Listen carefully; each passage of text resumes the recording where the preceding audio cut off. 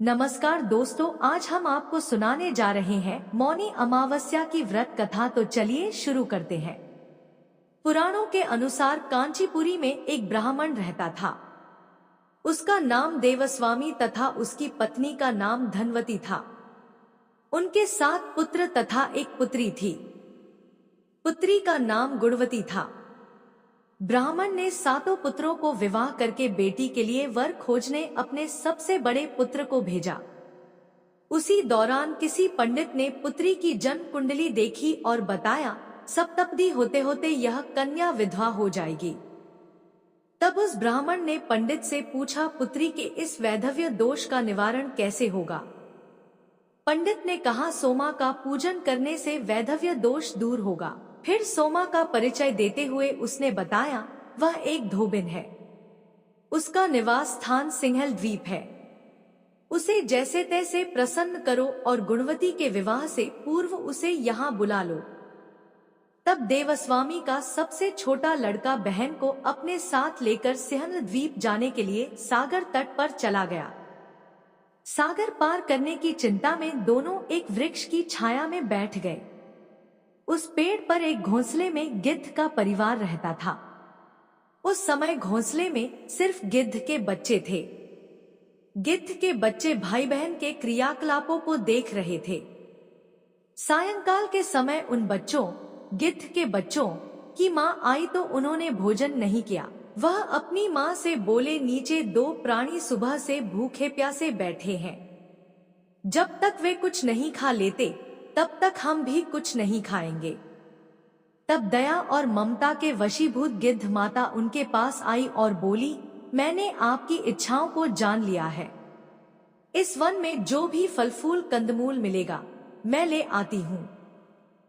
आप भोजन कर लीजिए। मैं प्रातः काल आपको सागर पार कराकर सिंहल द्वीप की सीमा के पास पहुंचा दूंगी। और वे दोनों भाई बहन माता की सहायता से सोमा के यहाँ जा पहुँचे। वे नित्य प्रातः उठकर सोमा का घर झाड़ कर लीप देते थे। एक दिन सोमा ने अपनी बहुओं से पूछा, हमारे घर कौन बुहारता है, कौन लीपता पुतता है? सबने कहा, हमारे सिवाय और कौन बाहर से इस काम को करने आएगा? किंतु सोमा को उनकी बातों पर विश्वास नहीं हुआ।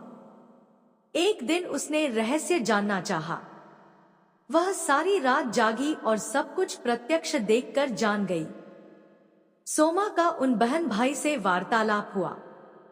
भाई ने सोमा को बहन संबंधी सारी बात बता दी। सोमा ने उनकी श्रम साधना तथा सेवा से प्रसन्न होकर उचित समय पर उनके घर पहुंचने का वचन देकर कन्या के वैधव्य दोष निवारण का आश्वासन दे दिया। मगर भाई ने उससे अपने साथ चलने का आग्रह किया। आग्रह करने पर सोमा उनके साथ चल दी। चलते समय सोमा ने बहुओं से कहा, मेरी अनुपस्थिति में यदि किसी का देहांत हो जाए तो उसके शरीर को नष्ट मत करना, मेरा इंतजार करना। और फिर सोमा बहन भाई के साथ कांचीपुरी पहुंच गई। दूसरे दिन गुणवती के विवाह का कार्यक्रम तय हो गया। सप्तपदी होते ही उसका पति मर गया।